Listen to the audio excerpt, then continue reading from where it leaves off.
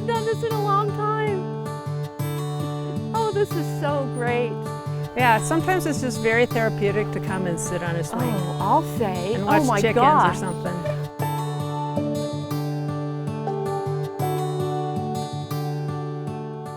Hi everyone, I'm Ashley Swansong, host of Modern Gardener. And I'm Mary Beth Janerick, the Community Education Director for Wasatch Community Gardens. And this year, Mary Beth and I are very excited to bring to you Wasatch Community Gardens' annual Urban Garden and Farm Tour. We meet local gardening enthusiasts who have spent countless hours developing their beautiful gardens. That's right. And not only will we show you around these specially selected gardens, but we'll also be sharing some great insights, tips, and inspiration to help you in case you'd like to apply those in your own garden. So let's go. Today we're at the home of Dave and Lori, longtime supporters of Wasatch Community Gardens. With over 30 years of gardening experience, they've learned a lot about how to successfully grow food.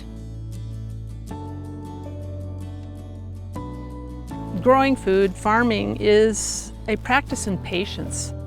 You don't have to jump in. I mean, you just do a little bit at a time. Their yard is split into two levels, an upper level and a bottom level that boasts a large array of fruits and vegetables. Along with their gardens, they keep bees and have chickens. Let's join Mary Beth as she finds out how they've turned their backyard into a haven for fruit trees and year-round food production. I am so excited to show everyone some of the amazing elements that you have here in your garden. You know, you've been here a long time. You purchased the house, I think, in '93, Yes. But it didn't look like this then. So how did you go about this process? I mean, it's ongoing. It's never ends. When we moved in, there was lawn around the perimeter of 50-year-old degrading asphalt. So not the lush garden that it is today. No. So how did you decide to expand into this part of your yard? We wanted to shrink our lawn because with the garden down below, we enjoyed the produce from it, and that as a functioning property, it provided food for us. And we're going, how can we expand that? Well, why don't we go take a look at some of the fruit trees and these different elements that we've talked about. One of the highlights of Lori and Dave's garden is their large variety of fruit trees. From peach and apple to pluot and apiarium, they've continued to add new trees over the years. The one thing that we've tried to do is for our trees, our fruit trees, is not have everything come on all at the same time.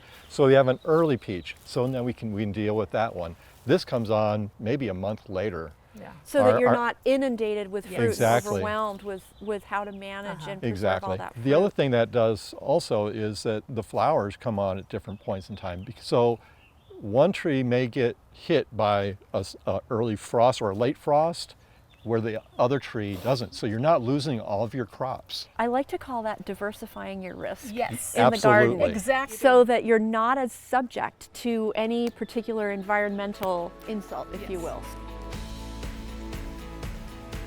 Lori and Dave point out that you can expect to have fruit the first year.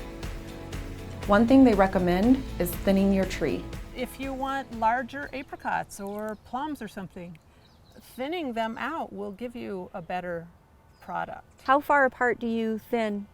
You know, it depends upon how much fruit is on that tree. So when you come and take a look at it saying, well, I don't have much on here, I don't have to thin it a lot. I'm just thinning enough so that those individual fruits that I do have space to grow. Well, you think about the weight of a full size peach when you're ready to harvest, you know, that's going to really weigh a down lot the of branch, and you don't want those branches breaking. And you want to protect that investment in your tree. That's why you thin. You also get, if you don't thin every year, if you have a super heavy crop, you likely will not get any crop next year or a very much reduced crop the following year.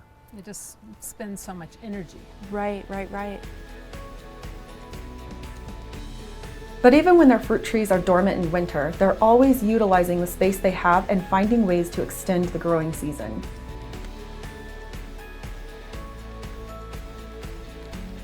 They have 2 hoop houses.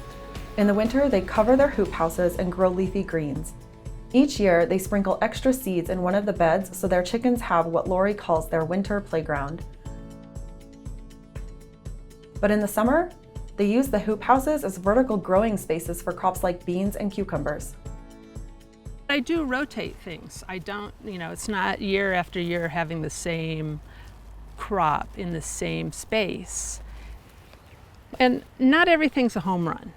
You have failures, you have successes. Some things you can have all the soil tests and all the right, what you think are the right circumstances, and it's like for some reason that seed doesn't want to germinate, or that or we plant have doesn't want to be there. environmental challenges like True, like the heat the now. heat wave, very, very little rain. So I think this structure is a great way to inspire people to think about growing year round, and having that opportunity for fresh produce in the winter. Yes. And these climbing structures for growing vertically are so important in small spaces. You just kind of get more bang for your buck if your True.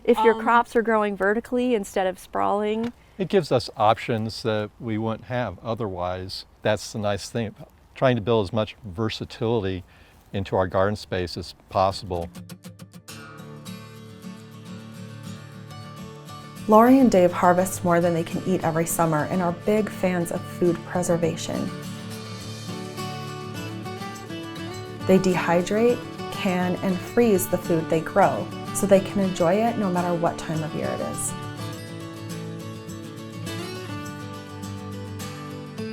Look at this collection. I started drying fruit in the 70s in college. You know how your car sits out in the summer and it gets warm? So I would just lay a sheet out and put a bunch of apricots that I would go pick from friends' houses. And I could dry or can fruit and move it, like you do. So you started building that skill set and kind of incorporating that into who you are and how you live. You're not just home gardeners. You're really eating from your garden year round. And what is going on with these grape leaves? I use grape leaves to make enchiladas or tamales. To wrap. To wrap them, and then you can just eat the whole little packet. But now if it's January and you're in the mood for enchiladas, and your grapes are out here dormant, it looks like you have a backup plan. I do. I just take a stack of them, usually between 12 and 20, whatever I want, and then I just roll them, and save them for winter. And save them for winter. One thing like during the winter is to try and eat something out of the garden every day. And it's Or multiple things. multiple things. So it's a challenge. It's Usually like, you can't get away with just one. There are folks watching that are looking at this thinking, I could never do all this.